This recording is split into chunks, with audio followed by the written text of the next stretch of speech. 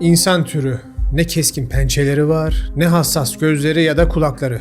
Hatta diğer hayvanların aksine doğduktan sonra yıllar boyunca ailesine bağımlı, son derece kırılgan bir tür. Peki nasıl oldu da bu görece narin ve doğayla uyumsuz canlı dünyayı domine eden türe dönüşebildi? Evet, insanların fiziksel olarak hayvanlara karşı çok daha zayıf olduğu doğru. Ancak bizde onlarda olmayan bir süper güç var. İnanılmaz adaptasyon yeteneğimiz. Gezegen üzerinde kutuplardan tutun çöllere kadar her koşulda evrimsel olarak alt bir türe dönüşmeden tek tür olarak yaşayabilen yegane gelişmiş canlı insandır.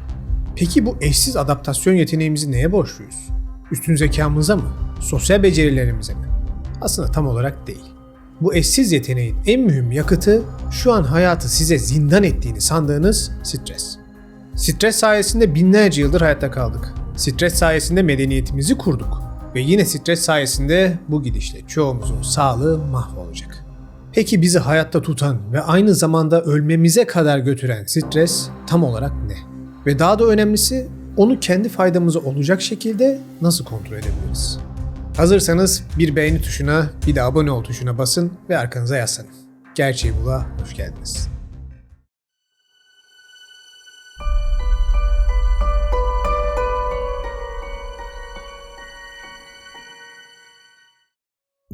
Sabah gözünüzü açtınız. Daha çayınızın ilk yudumunu almadan telefonunuza işten bir mesaj düştü. Acil olarak görüşmemiz lazım. Kalbiniz bir anda hızlanmaya, zihniniz en kötü senaryoları kurmaya başladı. Acaba projede bir sorun mu var? Acaba mallarda eksik mi var? Kafanızda deli sorular bir fırtına gibi eserken omurganızda ilerleyen o soğuk his kaslarınızı germeye başladı bile. Tanıdık geldi mi?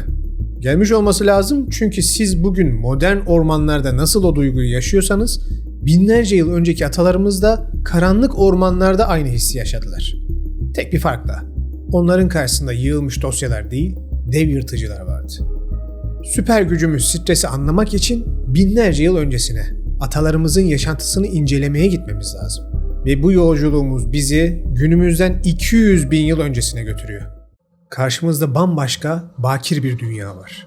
Ve onun içinde de yeni bir tür olan Homo sapiens, yani modern insan dediğimiz tür, hayatta kalmak için yemek arıyor.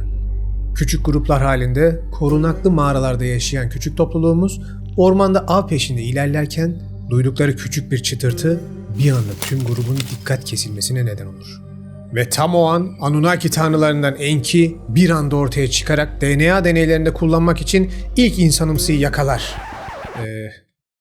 Başka bir videonun metni araya girmiş. Baştan alıyorum. Avcı grubumuz pür dikkat kesilmişken bir anda karşılarına dev bir ayı çıkar. Ve grubun lideri için bir anda zaman durur. İşte tam bu anda onun yaşadığı her şeyi siz de yaşıyorsunuz. Ve bu reaksiyon neredeyse sırasıyla şöyle oluyor. Duyu organlarımız dışsal bir tehdidi algıladıkları anda beynimiz saniyenin çok küçük bir diliminde bu veriyi işler ve durumu hayati tehdit olarak etiketler. Bu etiketleme bilinçli bir düşünme süreci değil. Amigdala ve hipotalamus gibi beynin ilkel bölgelerinde gerçekleşen otomatik bir reflekstir. Bir nevi evrimsel bir içgüdüdür yani. Ve hemen hemen her hayvanda benzer şekilde görülür. Bu tehdit algısı vücudun homeostas yani iç denge durumundan çıkarak allostas yani değişim yoluyla denge sağlama durumuna geçmesini tetikler. Liderimizin vücudu hayatta kalmak için gereken enerjiyi seferber etmek üzere o an için gereksiz olan tüm uzun vadeli yatırımları durdurur. Kalbi daha hızlı çarpar, akciğerleri genişler, kaslarına kan pompalanır ve acı hissi geçici olarak askıya alınır. O artık normal bir insan değildir. Hayatta kalmaya programlanmış biyokimyasal bir savaş makinesine dönüşmüştür. Bu aşırı uyarılmış halde adrenalin kabile şefini düşünmeye fırsat kalmadan içgüdüsel bir karar vermeye zorlar. Kaç ya da savaş. Şef tereddüt etmeden dövüşmeyi seçer ve tüm gücüyle ayıya saldırır. Ancak kavga kısa sürmez. Ayı da çaresiz ve vahşidir. Kolay pes etmeyecektir. Şefimiz fiziken tükenme noktasına gelirken imdadına yeni bir hormon yetişir. Kortizol. Kortizol, adrenalin kadar hızlı etki göstermese de daha stratejik davranarak stres tepkisinin uzun sürmesi gereken durumları yönetmek üzere devreye girer. Vücuttaki sistemlerin tamamına yeniden yön vererek yakıt üretimini ve dağıtımını en üst düzeye çıkarır. Buna karşı dinlenme, bağışıklık sistemi ve sindirim sistemi gibi acil olmayan tüm işlevleri baskılar. Artık şefin bedeni kendine ait değildir. kontrolü stres ele almıştır. Sonunda şef ölümcül darbeyi indirip ayıyı alt eder. Kabile üyeleri zaferle etrafına toplanırken bedenlerindeki savaş modu kapanır ve yerini dinlen ve sindir moduna bırakır. Az önce hissedilmeyen yara acıları şimdi kendini gösterir ve kaslar yorgunluktan sızlamaya başlar. Artık iyileşme, toparlanma ve bir araya gelip ayıyı nasıl devirdiklerinin hikayesini anlatma zamanıdır. Kimi uykuya dalar, kimi enerji depolamak için bir şeyler atıştırır. Herkes gevşer ve bedenler yeniden denge haline, homeostaziye dönmeye koyulur. İşte bu sahnedeki insanlar bizim atalarımızdı ve tam anlamıyla stres sayesinde hayatta kaldılar. Peki öyleyse böylesine harika bir süper güç nasıl oldu da günümüzde adeta bir lanete dönüştü? Cevap ne yazık ki biraz kırıcı olacak. Ayılarla, aslanlarla ve çeşitli avcılarla çarpışan atalarımızın üzerinden 10 binlerce yıl geçti. Dünya öylesine hızlı ve köklü bir biçimde değişti ki insan biyolojisi bu değişime ne yazık ki tam olarak ayak uyduramadı. Stres mekanizmamız mağara devrinde olduğu gibi hala aynı ilkel basit programla çalışıyor. Bir tehdit algıla, anında ve tüm gücünle tepki ver. O anki hayatta kalma içgüdüsünü her şeyin önüne koy ve gerekirse diğer ihtiyaçlardan fedakarlık et. Bu yaklaşım örneğin üzerinize gelen bir arabadan son anda sıçrayıp kurtulmak gibi durumlarda hala işe yarar. Ancak günümüzde karşılaştığımız stres etkenlerinin çoğu atalarımızınkinden çok farklı bir doğaya sahip. Dün peşimizde olan yırtıcı ayılar bugün yerini öfkeli e-postalara, bitmek bilmeyen teslim tarihlerine, uygulama bildirimlerine, iş çıkışı kilitlenmiş trafiğe ya da sosyal medyada ve haberlerde sonu gelmeyen kötü haberlere bıraktı. İnsan beyni korkuyu ciddiye almak üzerine evrimleşmiş bir organ. Ve bu bile çoğunuzda dikkat akışını resetleyen ve ilkel bir tepki vermenizi sağlayan bir hareketti. Kusura bakmayın. Bu yüzden e-postanın konut satırında beliren endişe verici birkaç kelime veya Twitter akışında karşılaşılan can sıkıcı bir haber bile beynimizi alarma geçirmeye yetiyor. Hatta çok dramatik bile olmaya gerek yok. Viral olmuş videoların başındaki küçük ses ya da bu şekilde anlatıcının normalin dışındaki hareketleri bile mikro düzeyde stresi tetikler ve sizi daha dikkatli izlemeye iter. İşte bu tehdit algısı bir anlığına bile oluştu mu, stres denen yardımcı el derhal imdadımıza koşuyor. Gün içinde bile farkında olmadan defalarca bu minik stres patlamalarını yaşayabiliyoruz. Modern bir insanın sadece bir günde yaşadığı ufak stres alarmı sayısı belki de atalarımızın aylar boyunca karşılaştığı toplam tehdit sayısını geçiyor. Üstelik daha bir stres etkeninden tam kurtulmadan bir diğeri geliyor. Vücudumuz gerçek anlamda rahatlama fırsatı bulamıyor. Modern stresörlerin çoğu, kredi borçları, emeklilik planları, kariyer hedefleri gibi fiziksel olarak çözülemez. Çünkü mantıken karşımızda durup mızrak sokacağımız somut kavramlar değillerdir. Ancak vücut onlara fiziksel bir tehditmiş gibi tepki verir. Çünkü beyin için tehdit sadece tehdittir, niteliği önemsizdir. Bu durum bir de üzerine sosyal medya olayı binince tam kaotik bir hal almış durumda. Robert Sapolsky'nin Kenya'daki zeytin babunları üzerine yaptığı 30 yıllık çalışma, sosyal hiyerarşinin stres üzerindeki etkisini kanıtlamıştır. Sapolsky, hiyerarşinin en altındaki babunların en üsttekilere göre çok daha yüksek bazal kortizol seviyelerine sahip olduğunu bulmuştur. Alt kademedekiler sürekli taciz edilme korkusuyla yaşar. Yiyeceğe erişimleri kısıtlıdır ve sosyal destekleri azdır. Bu durum onlarda hipertansiyon, zayıf bağışıklık ve depresif davranışlara yol açar. Modern insan içinde sosyal medya ve iş dünyası küresel bir babun sürüsü gibi. Sosyal kıyaslama teorisine göre insanlar kendilerini başkalarıyla kıyaslayarak değer biçerler. Ve bunu körükler şekilde Instagram veya LinkedIn gibi platformlar sürekli yukarı doğru kıyaslama yapmanıza neden olur. Sürekli başkalarının filtrelenmiş, şişirilmiş başarılarını, tatillerini ve mutluluklarını görmek beyinde statü kaybı algısı yaratır ve sizin kendinizi gitgide alt katmanlara itmenize sebep olur. Ya da sizi ben de statümü yükselteceğim deyip borca harca girip para harcamaya iterek anlık bir dopamin verse de uzun vadede daha beter bir stres çıkmazına sokar.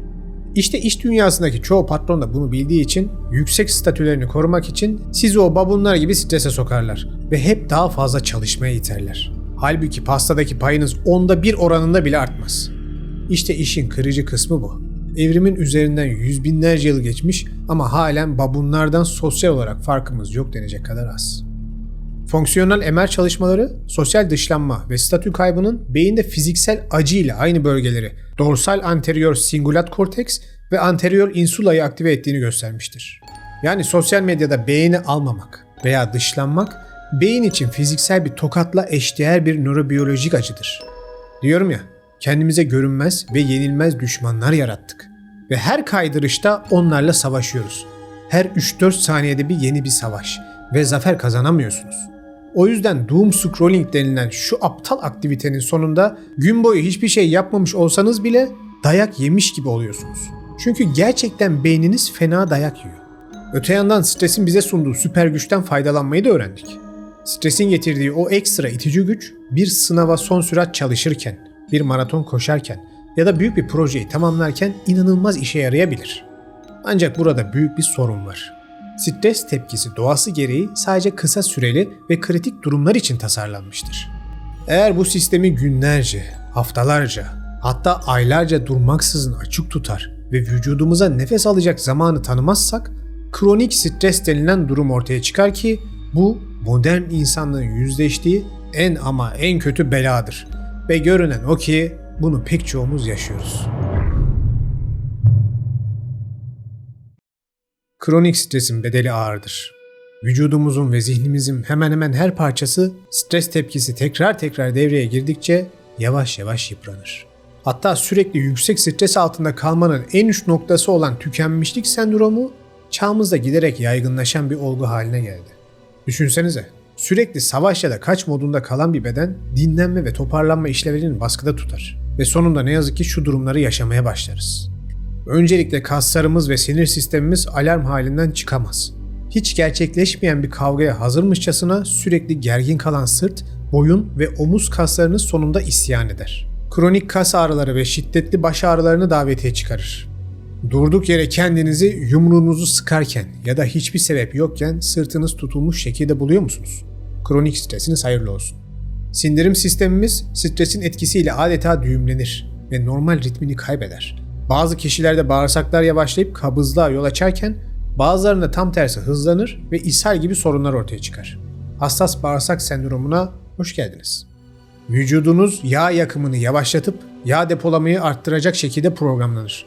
Özellikle karın bölgesinde yağlanma ve istenmeyen kilo artışı gözlemlenebilir. Dahası hücreleriniz insüline karşı direnç geliştirmeye başlar. Bu da uzun vadede diyabet gibi metabolik hastalıklara yakalanma riskinizi yükseltir. Bağışıklık sistemimiz ise ironik bir şekilde hem zayıflar hem de aşırı yüklenir. Üstelik bu değişim vücudunuz için en zararlı olacak biçimdedir. Sizi hastalıklardan koruyan savunma hücreleri baskılanır. Sonuçta beyniniz vücut ayıyla dövüşürken nezle olmanın ne önemi var diye düşünür. Bunun sonucunda enfeksiyonlara karşı direnciniz düşer. Kanser ve otoimmün hastalıklara yakalanma ihtimaliniz artar. Arkadaş yeter tamam anladık demeyin. Biraz daha anlatmam lazım. Çünkü kendinizde olanları tespit etmenizi ve yorumlarda yazmanızı istiyorum. Bunları paylaşalım. Kronik stresin zihin üzerindeki tahribatı da en az beden kadar ciddidir. Beyniniz bitmek bilmeyen bir acil durum algısıyla adeta yeniden programlanır. Sakin kafayla durup düşünme ve mantıklı karar verme yetiniz körelirken yerine aceleci ve dürtüsel tepkiler alır. Deyim yerindeyse akıl ve sağduyu puanlarınızı birer birer kaybetmeye başlarsınız. Yani kronik stres altındayken adeta kendinizin daha kötü bir versiyonu haline gelirsiniz. Son birkaç yıldır toplumumuzda bunun nasıl yayıldığını gördüğünüzü düşünüyorum. Bu süreç uzun süre devam ederse hafızanız ve bilişsel yetenekleriniz de gerilemeye başlar. Kendinizi bir yoklayın. Kaçınız gitgide artan bir şekilde bir odaya girdiğinde ya da telefonu eline aldığında "Ya ben şimdi ne yapacaktım?" demeye başladı. Ancak bu içinden çıkılmaz bir cendere değil. Bu parayla alakalı bir durum da değil. Param olsun stresim biter demeyin. Bu zengininden fakirine kadar herkesi içine çeken bir girdap. Ama kurtulmak için de gereken en büyük silaha sahipsiniz. Beyniniz. Stresin kronik hale gelmesinin sorunlarını gördük. Peki süper güç hali ne? Düzeyli akut stres sayesinde sınava çalışırken odağınız kaymaz. Konfor alanınızdan çıkıp kendinizi geliştirmenize veya keşfetmenize yardım eder. Unutmayın, beyin gayet ilkel bir şekilde düşünür. Farklı bir ülkede dil eğitimi almak aslında onun için bir tehdittir. Beyin, annenin dizinin dibinden ayrılma, dışarısı tehlike dolu der. Ama stres, hadi savaşalım, üstesinden geliriz der. Ve sen yepyeni bir deneyim kazanırsın. Karlı bir dağda ayağına 2 çubuk geçirip aşağı doğru kaymak, beyin için ilk başta deliliktir. Ama stres mücadeleyi sever ve sen kayak öğrenip harika anılar yaşarsın. İşinizde engelleri aşıp başarılı olmanıza yardım eder. Yeni insanlar ile tanışma korkunuzu yenmenize yardım eder. Ama en mühim noktayı unutmadığınız takdirde. Yani binlerce yıl önce ayı ile boğuşan atalarımız gibi stresi kullanın. Zorlukları aşın fakat sonrasında mutlaka iyileşme sürecine yani denge moduna geçin. Bu en temel ilk adım. Ve bunun içinde en iyi dostunuz meditasyon gibi zihni dengeleyen eylemlerdir ki konu ile ilgili temel eğitim videosu çekmiştim. Oradan izleyip ilk adımı atabilirsiniz. İkinci adımda kendinize şunu sorun. Bu stres tepkisi şu an işinize yarıyor mu? Ve ufukta bir bitiş noktası var mı? Cevap evetse dişinizi sıkın ve o engeli aşın. Stres ve kortizol bu çabada size destek verir. Ancak cevap hayırsa savaş ya da kaç seçeneğinden kaçmayı seçin ve kendinizi koruyun. Kaybedeceği savaşa ancak deliler girer. Arkadaşlarınızla buluşmak, spor yapmak ya da doğada yürüyüşe çıkmak gibi etkinliklerle ki bilimsel olarak kanıtlanmıştır, kısa bir doğa yürüyüşü bile kandaki kortizol seviyesini belirgin ölçüde düşürür. Yani sinir sisteminize düzenli aralıklarla dinlen komutu vermeyi ihmal etmeyin. Unutmayın, rahatlamak tembellik değildir. Aksine ciddiye almanız gereken önemli bir öz bakımdır. Aktif ve düzenli bir şekilde gevşeyip yenilenirseniz stresin bedeniniz ve zihniniz üzerindeki yıkımının önüne geçersiniz. Ve onun gücünden de faydalanmaya sağlıklı bir şekilde devam edersiniz. Bununla birlikte hayatınızdaki stresi azaltmanın en etkili yolu doğrudan stres kaynağının ortadan kaldırmaktır. Kendi yaşamınızın asistanı olun ve gün içerisinde sizi strese sokan ufacık da olsa tüm anları tespit edin. Cidden oturun bunları not alın yoksa unutulur gider. Örneğin sosyal medyada sürekli haber akışını aşağı kaydırırken kendinizi gergin hissediyor musunuz? Unutmayın ki sosyal medya uygulamaları bize istediğimizi değil, bizi en çok meşgul edecek içerikleri gösterir. Ve insanı en çok meşgul edenler de maalesef olumsuz paylaşımlardır. Yani sosyal medyada gezinmek sizde stres ve öfke yaratıyorsa bu uygulamalara veda etmek veya sizi strese sokan hesapları hayatınızdan çıkarmak sandığınızdan çok daha fazla rahatlama sağlayabilir. Daha büyük ölçekli sorunlarda stresörü ortadan kaldırmak inanılmaz etkili sonuçlar verebilir. Örneğin iş yerinizde mobbinge uğruyorsanız ve değişim olmuyorsa o işten ayrılın. Okulda zorbalığa maruz kalıyorsanız farklı bir sınıf ya da ortam arayışına girin. Ya aman dişimi 3-5 sene daha sıkayım demeyin, o 3-5 senede çok şey kaybedersiniz. Ülkenin gidişatından endişe ediyorsanız tercihlerinizi sandıkta değiştirin. Baktınız hiçbir olmuyor mu? Senden kıymetli değil sonuçta. O zaman da şehrini ya da ülkeni değiştir. Evet, bunlar göze korkutucu gelen ve hemen uygulanamayacak çözümler olabilir. Ancak kronik stres düzeyinizi en çok azaltacak hamleler de bunlardır. Bazı şeylere aman olur mu acaba filan diye sorgulaya sıkışıp kalmayın. Büyük adımlar atmaktan korkmayın. Aksi halde o stres sizi yavaş yavaş kemirecek, bunu unutmayın. Eğer beyniniz çok uzun süredir sürekli alarm modunda takılı kalmışsa sorunları çözme beceriniz de körelmiş olabilir. İçinde bulunduğunuz durumdan çıkış yolu bulmakta zorlanabilirsiniz. Böyle durumlarda yapılacak en güçlü hamle yardım istemektir. Yakın bir arkadaşınıza veya aile bireyine içinizi dökün. Ya da profesyonel destek alın. Bunda utanılacak hiçbir şey yok. Hepimiz insanız. Her yükü kaldıramayabiliriz. Bu sayede sıkışıp kalmış düğümleri çözebilirsiniz. En nihayetinde şu gerçeği unutmayın. Hayat size isteseniz de istemeseniz de stres kaynakları fırlatmaya devam edecek. Bundan kaçış yok. Ama bu aslında kötü bir şey olmak zorunda da değil. Stresi doğru kullanırsanız başarıya ulaşmak için sizin süper gücünüz olabilir. Onu kullanın ve sonrasında o stres döngüsünün diğer tarafına geçmeyi belki yoga meditasyonu ile, belki ibadet ile, belki spor ile, belki müzik sanat ile, belki de gezmek ile. Artık size ne iyi geliyorsa kendinizi dengelemeyi unutmayın. Yani bir dahaki sefere kocaman bir stres dalgası üzerinize doğru geldiğinde derin bir nefes alın ve hatırlayın. Bu kadim gücü kendi tarafınıza çekmek için gereken tüm araçlara sahipsiniz. Yalnız değilsiniz ve bu mücadelede kontrolü ele almak yine sizin elinizde. Videoyu izlediğiniz için teşekkür ederim. Konuyla alakalı şu videomu da izlemeyi unutmayın. Açıklama kısmında olacak. Böyle doğru adımları atmak için bilginiz artmış olur. Ve dengenizi daha bilinçli şekilde kurabilirsiniz. Hayatın güzelliklerini imkanınız varken doya doya yaşamayı unutmayın. Bir sonraki videoda görüşene kadar kendinize iyi bakın.